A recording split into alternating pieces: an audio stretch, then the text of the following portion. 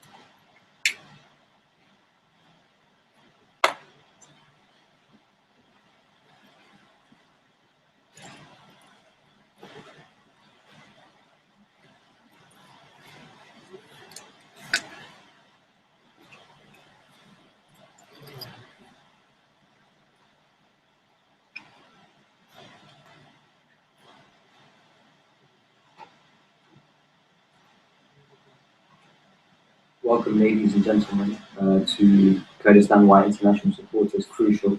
We thank you for your attendance. We believe that attendance to these events as Kurds and non-Kurds is crucial in itself anyway. As you may be aware, we had the first discussion of why international support is crucial back in November, and due to success and a very good turnout, we've decided to hold the second one, which is why we're here today. And of course, the situation in Kurdistan is always changing, so it's always important for us to keep up to date over here in the UK. In the first discussion, we analysed international support and the various forms of international support. We discussed military, political, financial support, and we hope to continue this discussion today. Also, come to some kind of conclusion as to which type of support may be the best for Kurdistan. We hope our panelists will aid us in reaching this final decision. Again, I thank you all for coming. It's very much appreciated, and we hope to see your faces again at every other event that we may have in the future. Also, just to thank a few other people for coming. Obviously, the panelists, thank you very much for joining us today. I mean, we obviously couldn't do it without you. We need your insightful opinions on what is such a crucial matter. Everyone knows that Kurdistan in the contemporary time is in the news all the time. We all see the Peshmerga on the front lines. We see the YPG in Kobane. So we realize that now is a time, especially for Kurds in diaspora or Kurds living out of Kurdistan, to raise their voices, because on previous occasions, Halabja and etc., the Kurds here in the UK have been influential in bringing some sort of support structure to people who obviously are voiceless over there. So just a few other things. Obviously, we have the Twitter page running and the hashtag KurdistanWiz. So if you want to get involved in some sort of discussion online as well, there will be a live stream running at the back as well for those that couldn't join us today. But briefly, before we start, we would like to hold another minute's silence. If you could all join us to stand for those that have been brutalized in Kobane, in Shengar, and other places in Kurdistan, Kurds and non-Kurds. Thank you. Just 1 minute silence.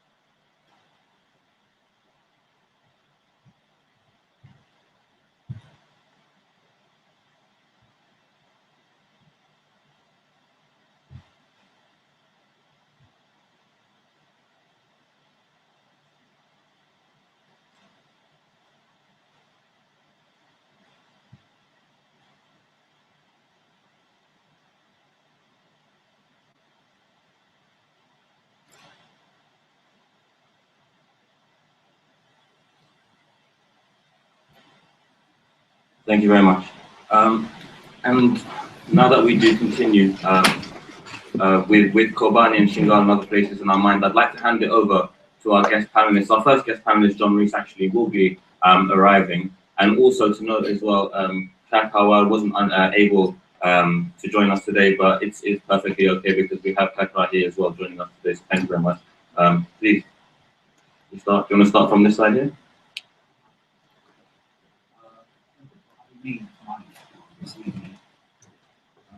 First of all, we have to know what are the Daesh or ISIS. Sorry to disturb you. We just introduced the panel first, Right. and then we give you 10 minutes each to Okay. discuss. Sorry. So my apologies. I'm Mark from Golan Change Movement. Internal relationship or national relationship.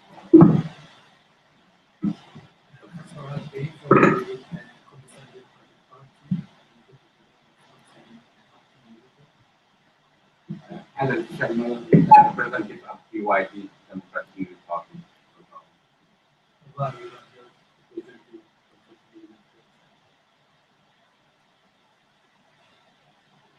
Okay, thank you for your introduction, panelists. As we say, John Rees will be joining us very shortly. But in the meantime, maybe the panelists can give us a brief contextualization of the events in Kurdistan and why international support is crucial. So, by all means, you can start. Why international support is important for the field. First, we have to know who are the ISIS. The ISIS is innovated from Al-Qaeda and former Ba'ath Party. There are similarities between the former regime, Saddam's regime, and Al-Qaeda. For example, Iraqi troops attacked Kurdistan around the civilian and raised all villages and towns in southern Kurdistan. Once rounded up, the civilians were divided into two groups, men from age 13 to 50, then from 50 to 70, women and children and old men. They were being taken to, they were being shot by bullets and they being dead in a massacres in desert of the border between Iraq and Syria also killed. The women and children of the region, some of them being raised and some of them being dislocated to another country. Similar matter happened to the Shanghai when the ISIS attacked Shanghai with the regime and they separated women and men from each other. Also, there's another similarity. Saddam was getting support from the Arab countries, or in specific the Gulf Arab countries. Daesh or ISIS is relying on a wealthy individual of Arab countries.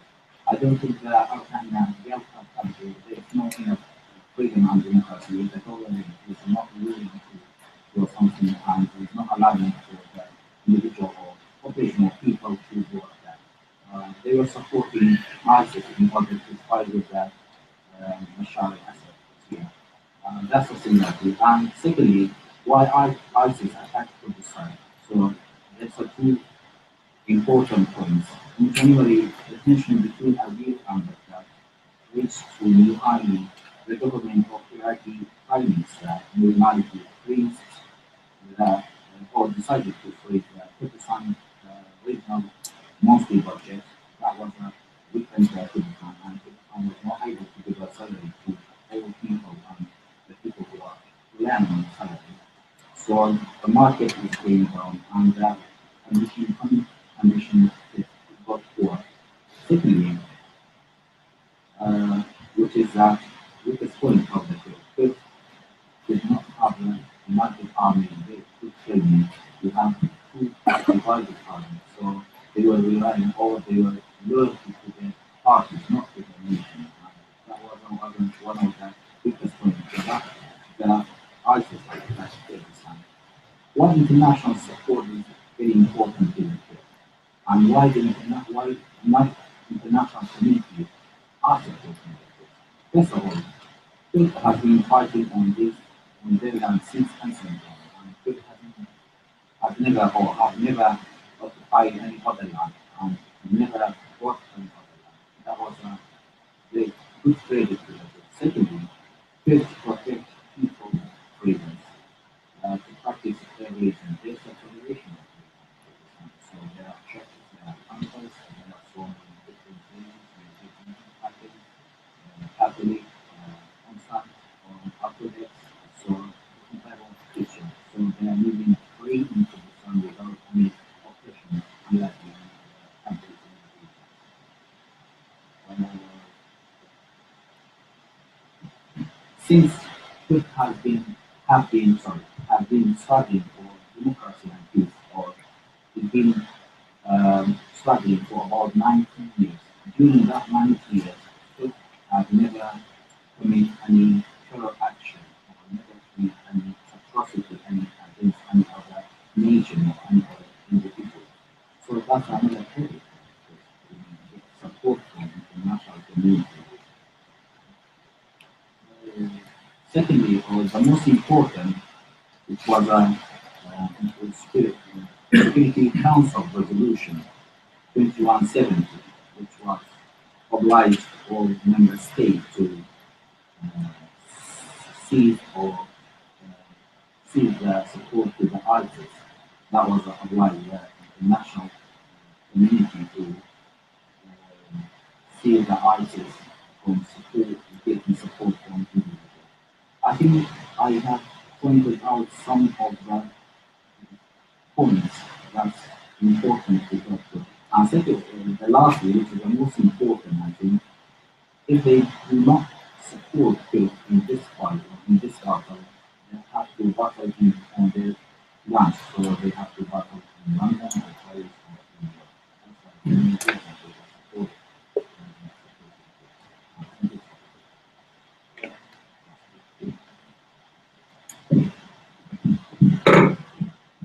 Thank you very much. It's an honor and privilege to be here amongst you. Although I wish I could have seen more foreign students here, but it's always good to sit down and talk and discuss the issues back home in Kurdistan and what the diaspora can do in the to support Kurdistan militarily, politically, and in every way. I would like to start my talk with what's happened and the cause of what happened. Iraqi government, and especially Nouri Maliki, within his 2 decades, in our views, he is the main cause of creating ISIS. Someone would ask me why. Because Maliki marginalized Sunni people. Maliki started his war against Kurds. Maliki froze our country. Sunni people went out to do demonstrations to ask for their rights. They had their demands. They wanted to show those demands through a very peaceful demonstration. What Maliki did is he faced them with guns. Maliki changed the reality of the Iraqi army. Maliki changed the reality of the Iraqi army from a national army to a very sectarian Shia army. So what happened is, within the issue of hours, 6, 7 divisions of the Iraqi army disappeared. They went away. And that's always reminding me of something that one of my friends told me when Germany and Brazil played football in the World Cup. When Germany won 7-1, then the coach of Brazil directly went to resign, while 7 divisions of the Iraqi army wiped off, and Maliki was still resisting and wanting to be the prime minister, and unfortunately now he's the vice president of Iraq. There is no word to describe ISIS, honestly. They are a special type of the most brutal group we have ever seen, we have ever heard of. Therefore, the threat of Daesh is there. The threat of ISIS is always there. It's true in the beginning when they attacked Kurdistan, they could gain in some places, they could gain some grounds, they could advance in the beginning, but then luckily the Peshmerga forces within the assistance of the international community, within the assistance of airstrikes, they could regain those areas. ISIS is weakened now, but to be honest, ISIS is still there. Therefore, we have to take the issue of ISIS, the threat of ISIS, in a very serious way, that they can get up again. They can come back again. Therefore, what we need now, we need many things to do today. First, internally, Kurds, we have to unite. If we show our enemy that we are not united, then they will take the advantage of that, and they can attack us again, and they can gain more grounds from us. Second, we need the support of the international community. I have to say that the international community, the USA, Britain, Germany, Italy, and many other different countries, they helped Kurdistan. And some of them, they sent weapons to Kurdistan, but they are not. We are facing, as I said, an enemy from a very special kind, very brutal one. And that enemy will have to know that they seized the weapons of 7 divisions of the Iraqi army. And unfortunately, since the fall of Saddam, the Americans and the Britain, they spent tens of billions of dollars on that army. They equipped that army. They trained it in a very professional way. And when it came to the battlefield, they just disappeared. And the problem is that ISIS could seize all those advanced weapons, machineries, artilleries, armored, and all the weapons of the Iraqi army. At the same time, they could seize as well the weapons of the Syrian army. So the problem is that we are facing an enemy that is controlling third of Iraq and almost third of Syria. They are ruling 10 million people now. So they are a state. Yes, they are a terrorism organization, but at the same time, they are a state. They have ground, they have resources, they have oil, they have money, they have the support of lots of different areas and places in the world. What we need from the international community is more weapons. What we say is, okay, we don't want your boots on the ground. We don't want your soldiers to come and die. But at the same time, you have to support us. You have to give us weapons. How does it work for us in Kurdistan to ask for weapons, for example, from UK? And UK has to get the approval of the Iraqi government. UK has to send those weapons to Baghdad. Iraqi government has to inspect those weapons. And then after that, they will send it to Kurdistan. What type of battle, what type of war, what type of fight can we do if this is the way how the international community is supporting? So honestly, we say thank you, but we are not happy at all with the amount, the size of assistance we get from the international community. Your role is very important. Most of the time I say that okay, we should leave our internal issues on one side, but we have to go and face the government here. We have to go to see the parliamentarians in our areas. We have to go and attend the seminars. We have to knock at every single door in this country and to ask for more assistance. And militarily is not the only issue. We have another crisis in Kurdistan. We have 2 million refugees and IDPs, internal displaced people. And at the same time, the budget of 2014 from the Iraqi government hasn't arrived because, as my colleague mentioned, Maliki has frozen it. And now we are in January and February, we haven't received yet the budget of Kurdistan. The Peshmerga fighters are fighting, their families are back home. They haven't been paid their salaries for 3 months now. See how brave and what type of moral those Peshmerga are having, that without even getting paid, they are still in the battlefield and they are still fighting. So international community, in my view, hasn't done anything because we are fighting in Kurdistan on behalf of the international community. Let me tell you one thing. In January, there was a major fight that ISIS attacked and we defended. We asked the Iraqi government to send us ammunition, and we didn't get even one single bullet from the Iraqi government. Americans brought 250 armored tanks, and they gave us 25. They gave Baghdad 225. So if you percentage it, you would find that we took 10% and the Iraqi government took 90%. While we are fighting, we are having the share of the fight of 90% and the Iraqi government is having only 10%. So there is an inequality, and we have to work on that. We have all together to work on that, to convince the international community. We are here in Britain, we have to knock all the doors, to convince them that the way you are dealing, the way you are treating us, the way you are helping us, the way you are sending us weapons is not the right way. And you have to do something different. We don't need to, the policy of one Iraq has gone. The reality says a different thing. Third of Iraq is ruled by ISIS. The other third is ruled by not even the Iraqi government, is ruled by militias. And the other third is ruled by Kurds, KRG. So you have to go with that reality. You have to come and directly talk with us, to come and directly treat us, to come and directly give us weapons, because no one is immune. I mean, if Britain, if America, if Turkey, whatever, if they think that they are immune, they are far away from ISIS, then they are wrong.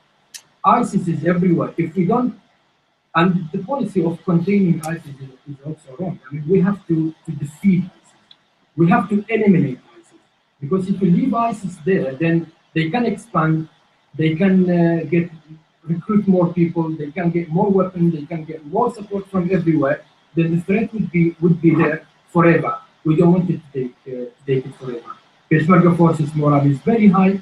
They are ready to fight. They are ready to die. And unfortunately, to say that so far we have 1,015 martyrs, Peshmerga, and we have around 5,000 wounded people.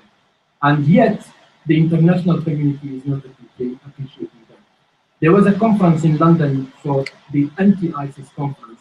Unfortunately, we had a big fight with the UK government because they invited Abadi and they didn't invite KRG. While KRG is fighting, KRG is doing the job for the international community. So there are things within the international community we have to work on and they have to change. The other issue, I mean, as I mentioned, the crisis of refugees and IDPs, 2 million people, we need more support. Now, the International Bank issued a statement saying that KRG needs $1.7 billion to do the infrastructure for only this year for refugees. UN says from their side, Kurdistan needs $1.6 billion. Okay, well, we don't have the budget. Our employees haven't received their salaries for 2 months, for 3 months now. How are we going to cope with that? I think, as I said, we need to unite internally, and we need to be ready, to fight ISIS. We shouldn't relax. We shouldn't say, okay, that's it. We retook all those grounds and all those lands they have taken. We shouldn't say Article 140 areas all have been liberated because ISIS is just very close to us. We are having 1,050 kilometers of border with ISIS. So at the end of my talk, I would ask everyone to use their influence, to go knock at every single door, as I said here, for the government to increase its support for KRG, for the government here to send us heavy weapons, artilleries, tanks, and all the other weapons that we can fight ISIS with. Like Germany has given us like 30 million rockets. Honestly, I mean, from reliable sources, we know that ISIS is a very creative group, and every day they come out with a new technique, and every day they create something new that what weapons we have cannot affect it. So therefore, we have to keep an eye on that, and the international community as well has to keep an eye on that and has to come forward and has to give us help and support that we can fight and we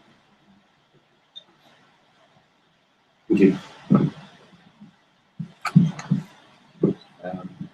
Thank you. Thank you for attendance, and I'm delighted to brief you about the fight against the terrorist ISIS.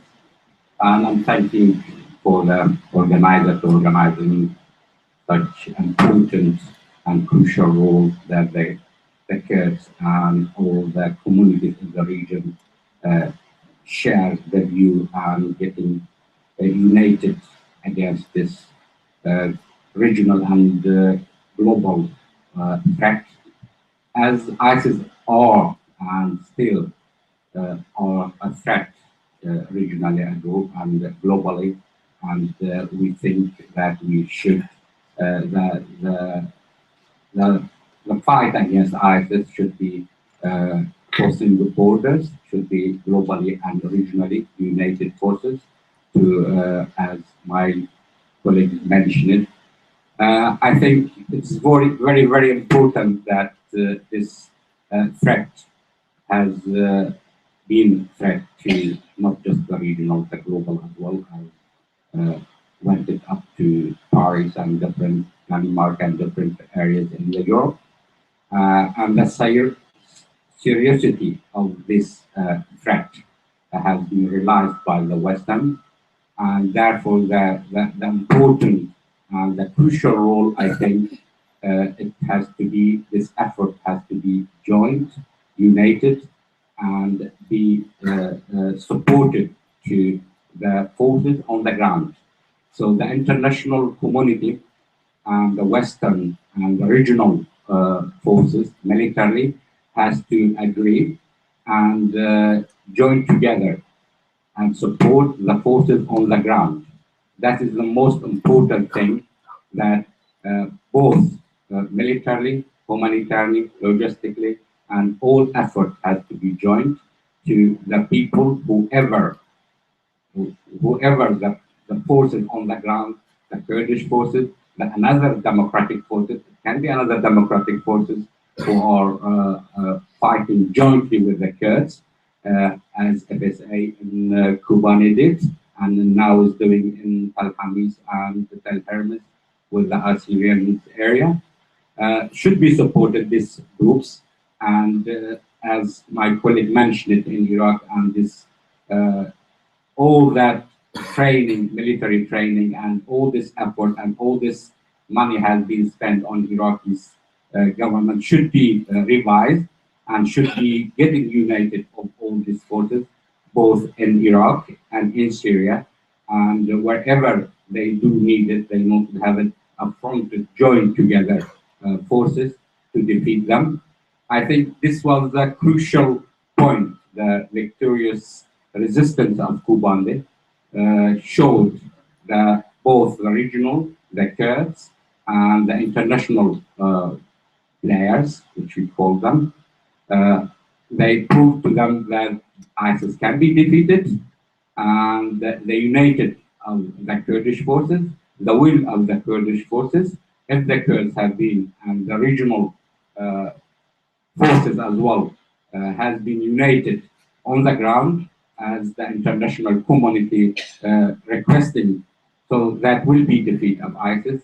And I think this is a very, very crucial and very significant victory for all the forces, for all the people in the region, not only for the Kurdish people in Kobani. And we're trying, and we're trying to extend that victory to retake Shangal, and all the areas have been captured by this brutal dark forces.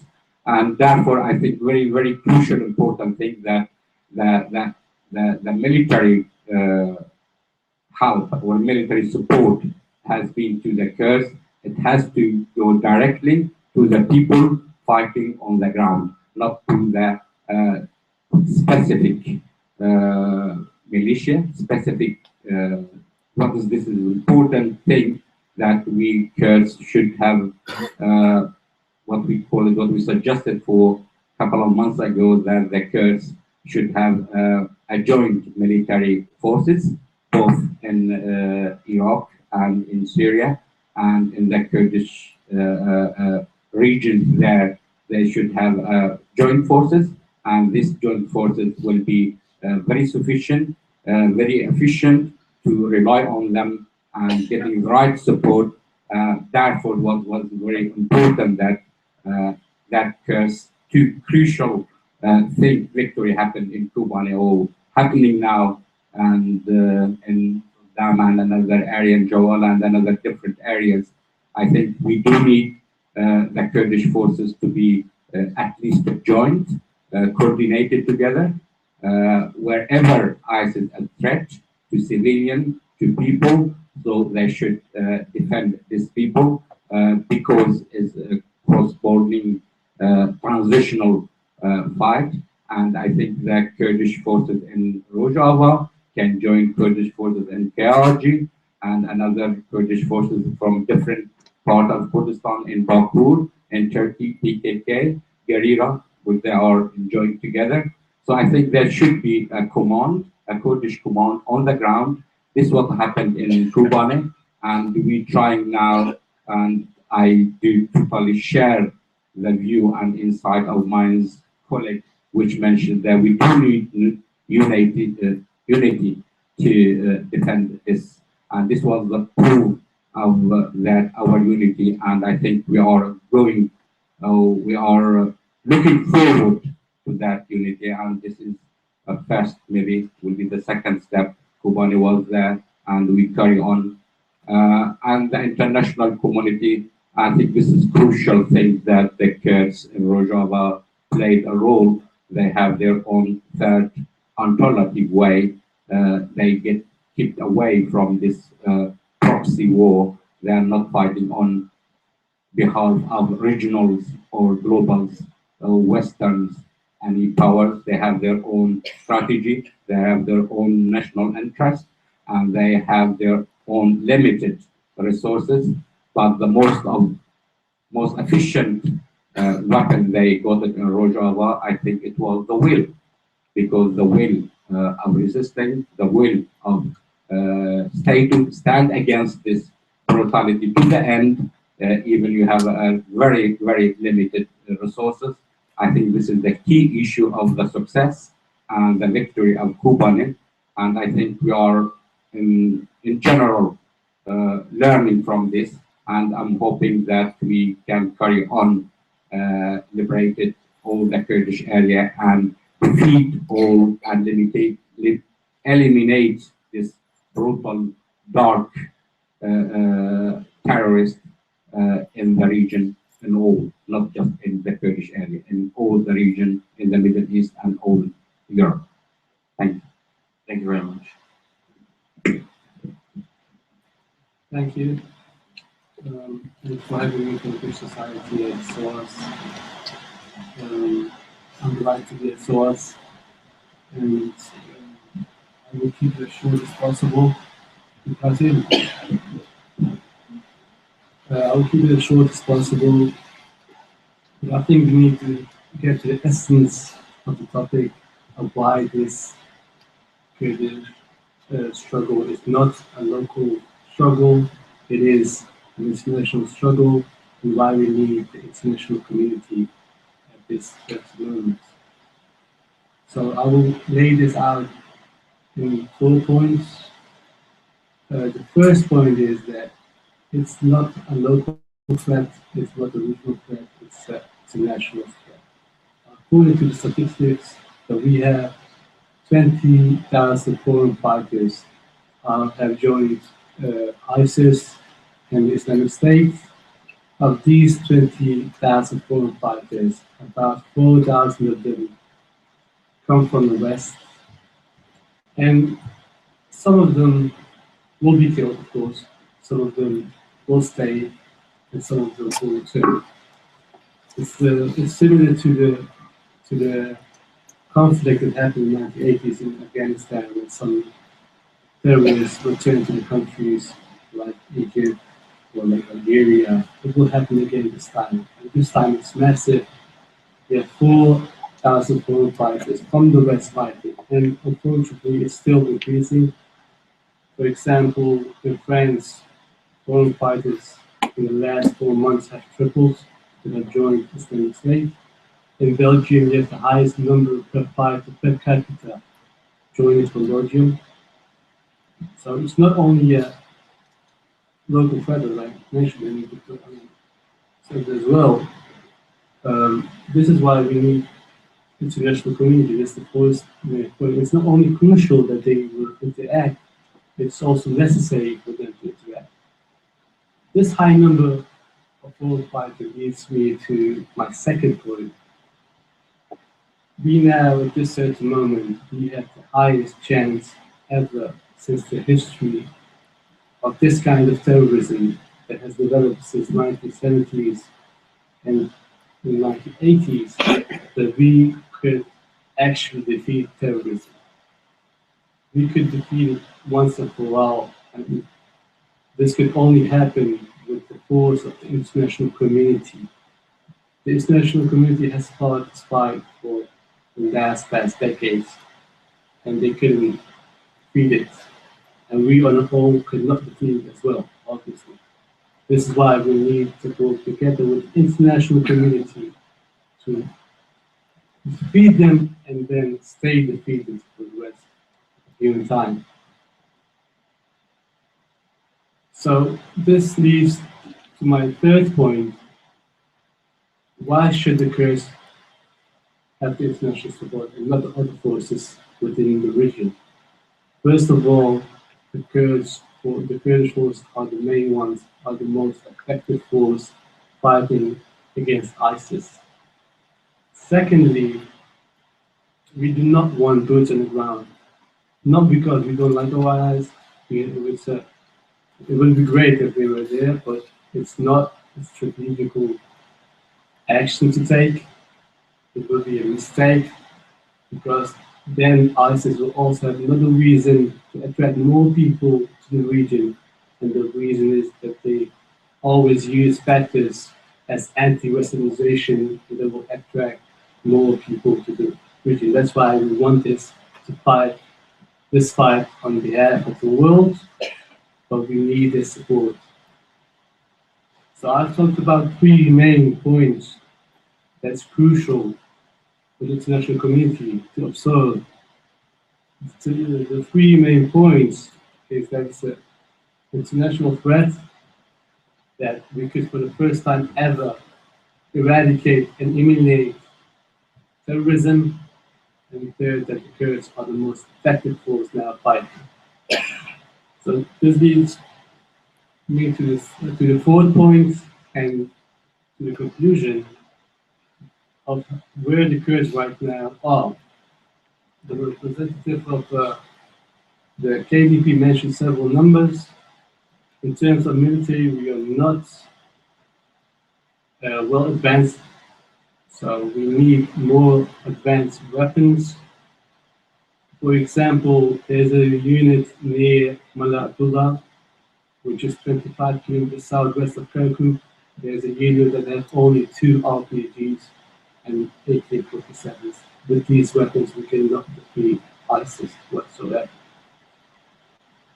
Secondly, we need political consent between the forces in Iraq, and this we could not do it on our own in Iraq. This is why we need the international community as well. In terms of financially, it is not going well with us. We could not pay the government sector, and we could not go on like this. ISIS is still standing. We have only occupied, according to different studies, it's 700 square kilometers. To other studies, it's 15,000 kilometers, which is a big, massive difference. So we do not know exactly how much we have regained. And as for the question that the Kurdish society asked me beforehand, which kind of and which type of support is necessary, I think we need all three elements of financial aid, of military aid, and of political aid. And as I said, it's the first time ever we could end terrorism. We now know who they are and where they are. These are two main factors that's very crucial to defeat terrorism. So this is my conclusion. Thank you very much. Thank you. We hear that John Rees has just, Mr. Rees has just entered the building. There he is, back to our UK very much.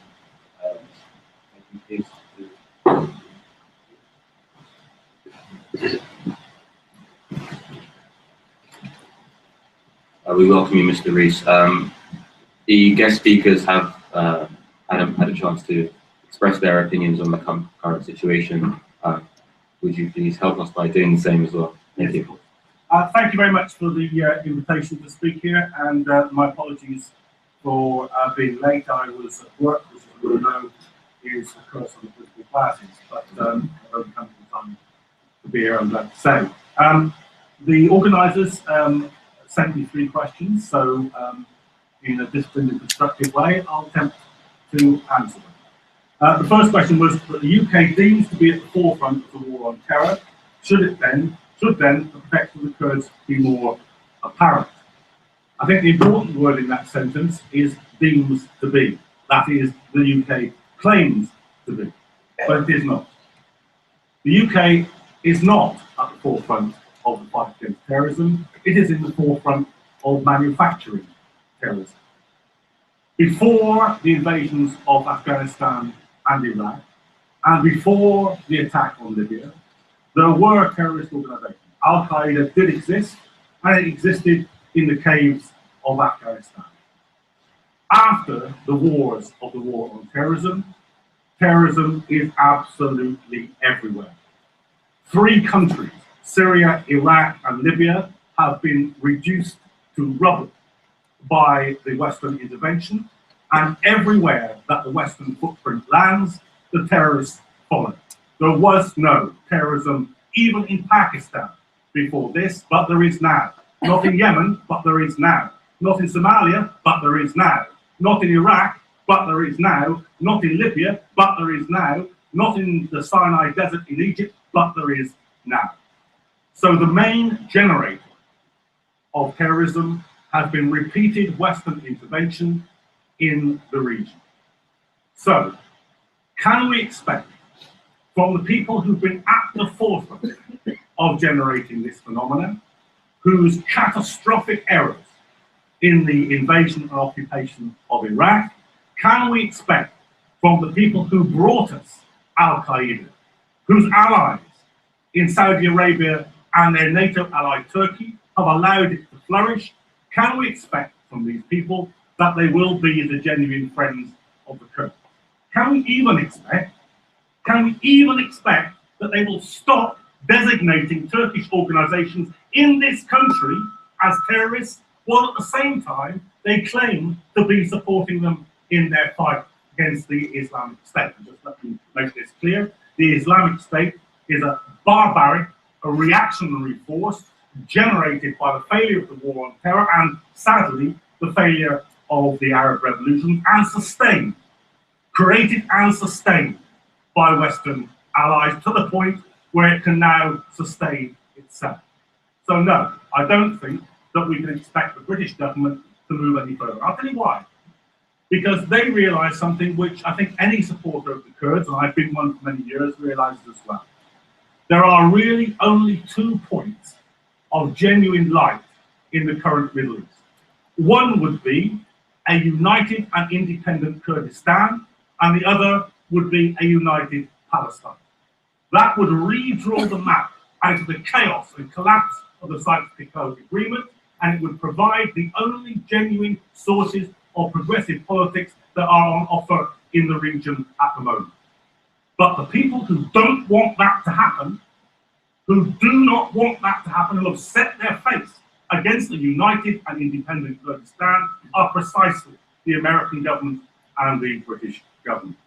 So I don't think that is a reliable place to look for assistance. The second question I was asked is, what support could the international community offer to the Kurds in the region? Now, I have a difficulty with this question because I don't believe that the object in the sentence exists. There is no international community. This is a fiction, which diplomats sometimes refer to, but which doesn't actually exist. The only body that could be reliably referred to by the phrase international community is the United Nations. And we all know how the United Nations works. The United Nations works so that the 5 permanent members of the Security Council have a veto over any decision that the UN might want to make. And when those 5 permanent members of the Security Council, the great imperial powers, are agreed, the UN will act. When they disagree, the UN will be reduced to impotence, but that will not stop the most powerful powers in the world from acting. This, if we didn't realise it before the Iraq War, should surely have been made clear by that experience. That was illegal, that war. It was an illegal war precisely because they could not get the agreement of the United Nations to prosecute it, but the Americans and the British and their allies did so in any case.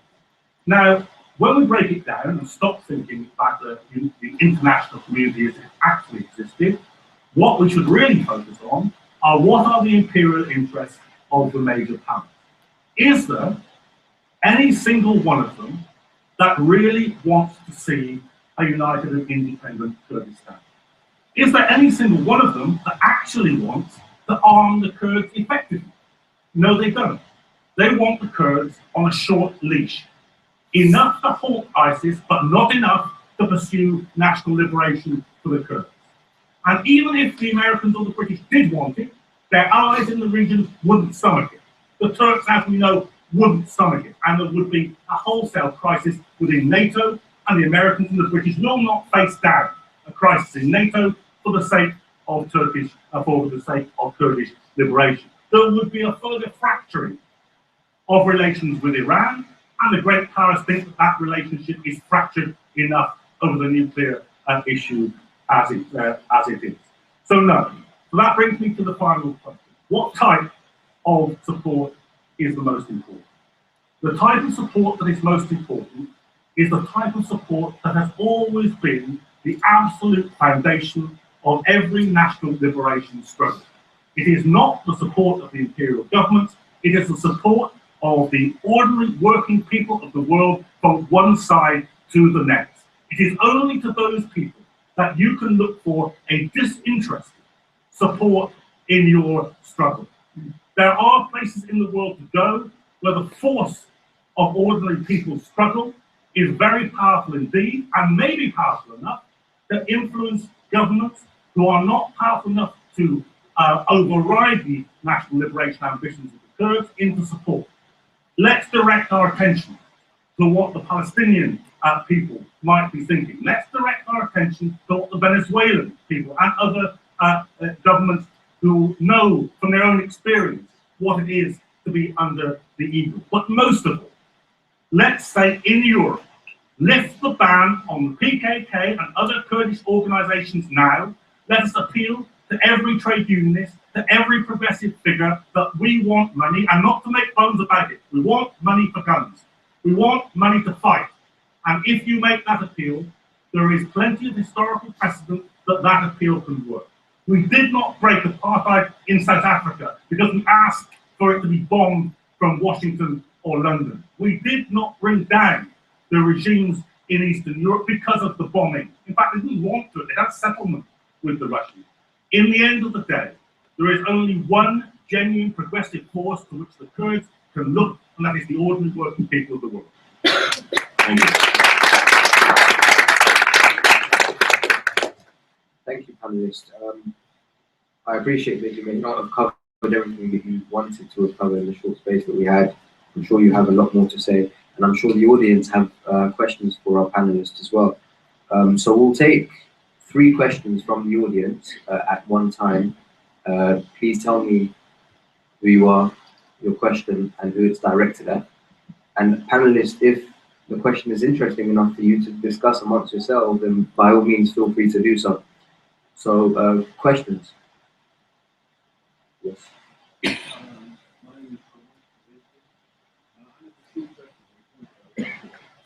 One of my questions in response to Mr. Arke's you mentioned the creativity of ISIS, which is true. We think ISIS has been very creative in many aspects. I've seen fiction initiate manufacture their own weapons. I wonder why it has been over a decade that in 2003, in the fall of Iraq, that we saw so many splendid buildings and core projects for the region. But unlike the UID, for example, which during a crisis in which World War was crumbling apart, they manufactured their own armored vehicles. Why were we so big with that kind of situation that we actually convinced that we no longer would go through these horrific situations and times? I think that we share part of the fault, and yes, it is true that there is a lack of international support, but there is so many faults that also lies with us. For example, if we look at this building, how many potatoes seats do we see? How many foreign people and Kurdish people do we see installed? There are many. For a situation like this, this should have impact. But talk about foreign history going on, and it will be cool. So there is an inherent fault with us, apart from the lack of international support that we receive. And I hate to put it short. Can we just have the just question one to do? question, and also Mr. Farhat Maruf mentioned that ISIS is derived from the former Saddam government, but I would like to be honest and make it clear that only this week, the most recent example, ISIS destroyed a museum, an ancient museum. Saddam's government is to restore ancient sites to its top degree.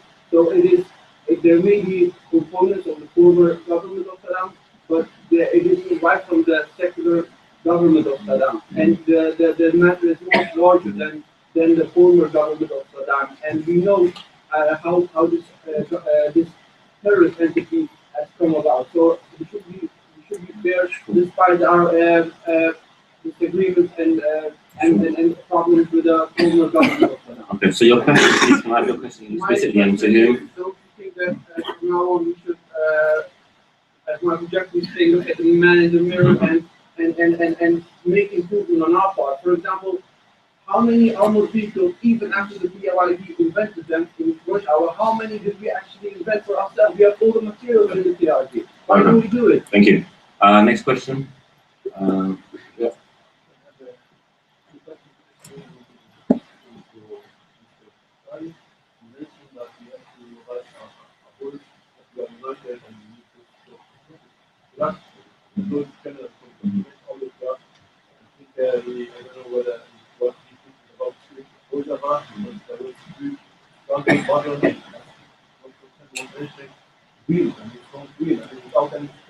Anyway, to what extent you amongst the diaspora, to what extent you are united with your brothers in France, and you people likely here to vote actively, probably just fight against ISIS in Iraq, in Syria, and everywhere. Why don't you mention this name? I mean, why you ignore it? Why you? Because you know, you don't want to have your relations with people. I mean, you're country, Kurdistan, you And your second question. And my second question: to what extent do you get? What's the relationship with the authorities here, government? What is that? What you can do? How can you approach it? That's called Communication and cooperation. Communication, cooperation. What extent do you have communication? What extent we are ready to help you? And your questions are directed to me, the first and the second. And the last one.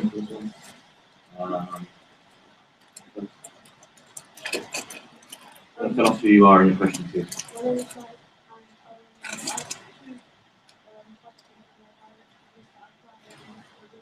Would you say before you ask for aid or personal unified and demand statements, would you ask for aid in a way that you can achieve it immediately? Secondly, it can't be a coincidence that the Kurdish region has been thriving, then suddenly it's been cut down. Is it a consequence of the fact that the statement was very close to the achievement that ISIS were sent in to destroy the region and deplete it as ISIS where effectively you can't have a statement in a state that can't be safe. So, Ms. Kanchari, would you like to answer the first question? Okay, well, I will start with the second question because I think it has a connection with the first question as well. We have never ignored Qaeda or PKK or our brothers and sisters in Syria, in Turkey, even Iran. We have never said that, and we have never practiced that, and we will never do it. The reality says that when Kobani came under attack by ISIS, the Kurdistan region of Iraq's leadership tried its best with Americans and with Turkey, through America, on Turkey, putting pressure to let the Peshmerga forces to go to Kobani and to take the advanced weapons with them to Kobani so they can defend Kobani. We never said that Peshmerga has been created to defend only Shangal or to defend Kirkuk or to defend Mosul. We consider Kobani as part of Kurdistan region, as part of the Kurdistan we all are dreaming of. There are people talking here and there and saying things without relying on reliable sources, but the reality says that Peshmerga went to Kobani because they considered Kobani as part of Kurdistan. And we felt and we realized that we are all in one ship. And if the ship sunk, then all of us would die, and the whole Kurdish question would disappear. So therefore, we put lots of pressure on everyone to let Peshmerga. I mean, we knew that it was very difficult for PEDA to get directly to get ammunition or to get weapons and etc. Then we tried our best and we knocked at every single door so that Peshmerga forces can go to Kobani and can defend Kobani. At the same time, we didn't stop the other Kurdish fighters to come and join us and defend Shengal and all the other areas in Kurdistan. As I said, the issue is much bigger than what we are thinking and what we are feeling about. There is a big threat on the Kurds, wherever they are. Therefore, we all have to be united. And therefore, that was our stance, to defend Kobani. When Peshmerga arrived Kobani, maybe 20 or 30% of Kobani was under the control of Kurdish fighters. But thanks to the Peshmerga, thanks to the Yepaga fighters, and we shouldn't forget, thanks to the airstrikes that helped Kurds to liberate Kobani, and actually not only Kobani, to liberate more than 200 villages around Kobani and to retake all the areas which was gained by ISIS. And not only that, but also the Peshmerga and the Yepaga fighters are now going to liberate or to control the main road which is connecting Mosul to Raqqa. So they are doing very well. And as I said, we have never differentiated between Kurdistan, Iraqi Kurdistan. I mean, I know there is a border. John talked about it. There was a Sykes-Picot that divided the 4 parts of Kurdistan. Otherwise, I mean, I have relatives in Kurdistan, Rojava. I have relatives in Kurdistan, and those people who are living on the borders, city borders, they all are connected to each other. So those borders have never affected the morality or the feeling of the Kurdiety we all have. Therefore, I would say that the pain in Kobani, the feeling of the pain of Kobani is the same feeling of the pain in Shengal, and there is no difference between both of them. And the other question that Shuan mentioned about the creativity of Qaeda and then the creativity of ISIS. The problem with Iraq that the Allies forces, after they liberated Iraq from Saddam Hussein, they equipped the Iraqi army and they trained the Iraqi army. And honestly, and this is the wrong part of the story, that they have never come forward to Kurds. And the problem is, that even now, they don't want to realize that the only ally on the ground in Iraq, especially in Iraq, are Kurds. That they share the value of democracy, they share the value of freedom. They are a nation of more than 40 million people without a state. And they are ready because they are sharing the same values of Europeans. So the problem started after the fall of Saddam. I mean, what we've got from the Iraqi army after the fall of Saddam, that was the equipment we had. But Americans and allies have never given Peshmerga anything, and actually have never let Peshmerga to get anything from outside. There were mistakes, and you're right. I mean, it's always good to say yes. I had mistakes. So we have to learn we have to learn lessons from the past, and definitely those mistakes.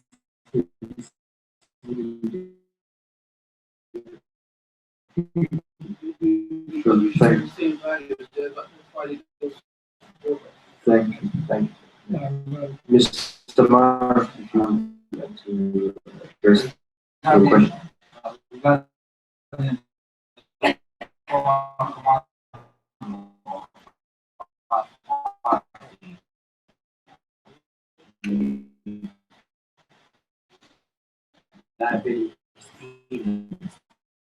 they've been in the army or in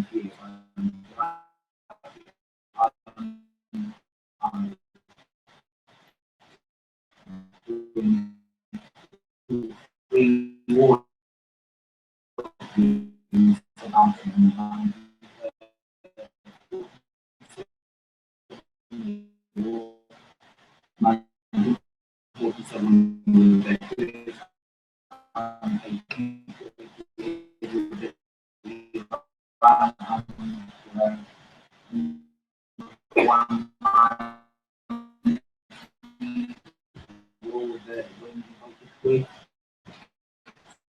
so the former Iraqi commanders have been war also in weaponry.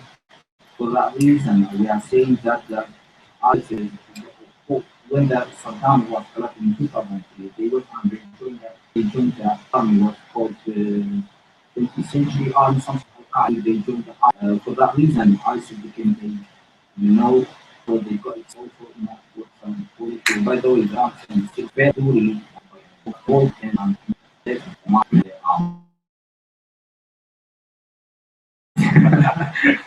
We are communicating with those people, especially with those nations, 65 nations who are fighting ISIS.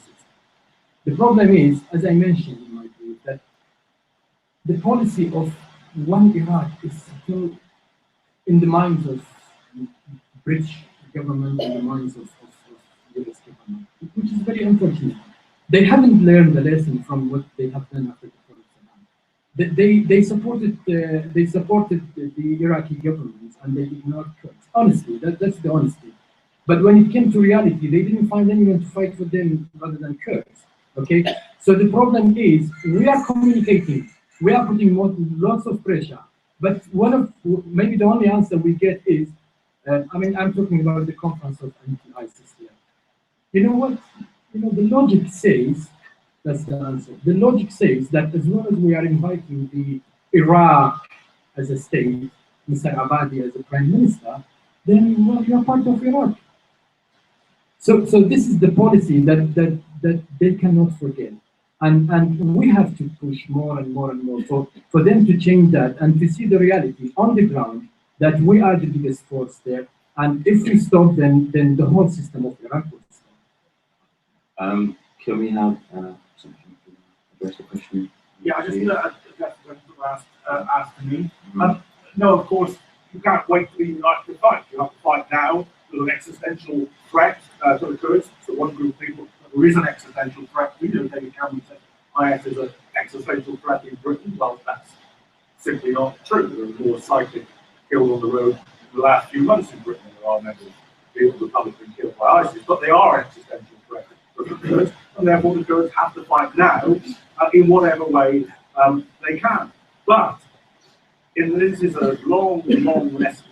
How you fight now has to relate to what your end goal is. And you can't fight in ways now that will mortgage or imperil or destroy the possibility of a united Kurdistan. And I'll tell you why this is. Because the British perfected it and the Americans took it over. They are absolutely brilliant at colonial divide and rule. When the British got out of India, divide and rule. When the British got out of Ireland, divide and rule. And that is what they did in Iraq. And this is the origin of the crisis, by the way. They destroyed Iraq by a deliberate sectarian policy. And for a period, the establishment of the state of the Kurdish state in northern Iraq worked. But let's look at the curse that's now there. Because that was part of a destruction of that society, the creation of a sectarian government, it's allowed ISIS to ally, they aren't the same thing, by the way, but to ally with the Sunni rebellion and to create a force which is capable of doing this. Now, to be honest, the IS on their own can't do this. I mean, Comrade at the end said that there's 20,000 of them, I've heard a figure of 30,000. Now, think about it. That isn't even the size of a crowd in a second division football stadium in this country. How is it holding down this massive territory in Iraq and Syria? It's holding down because it's managed to collude with and to bring into its orbit other sections of the Iraqi population that were marginalized by the US policy of occupation. And if there's a political solution here that could involve the major powers, it's to tell them to stop playing the sectarian game with the Iraqi government, with the militias, with the army. So my view is this: no, you can't wait to fight, but how you fight and the allies you choose will determine whether or not at the end of this fight you are still divided and ruled, or whether you have a chance at united Kurdistan. That's the key question. Thank you very much. Next set of questions at the back. Yeah. Yeah. First question. Yes, I agree for the. Who are you? Sorry, just want to say your name. Evrim from Turkish society as well. I agree for the international community support, but without this, my question is to all speakers: what Kurds need for the defense themselves and unite without international community supports? And second question: what importance are you giving to unite for the Kurds, and what you do to do for the unite, and what you think about national conference, Kurdish national conference, and what is the role of the all parties, KRGs or all representatives? What is the role of you for the national conference, and when the conference will take place? Last question is, how can Kurds create a national army? Is it difficult? That's my question. Next. Yes. Hello, my name is Lauren. I have two questions. First one is directed to all the panels. First of all, how can we make sure that another event like the Sinjar massacre or the genocide, how can we make sure that doesn't happen again? And this one's directed to Mr. John Ruiz. Do you think that America or any of the Western countries can help the Kurdish struggle and help their fight against ISIS? Thank you. And the last one is. Yes. Sorry, I just have a question based on some of Mr. John Ruiz's historical revisions.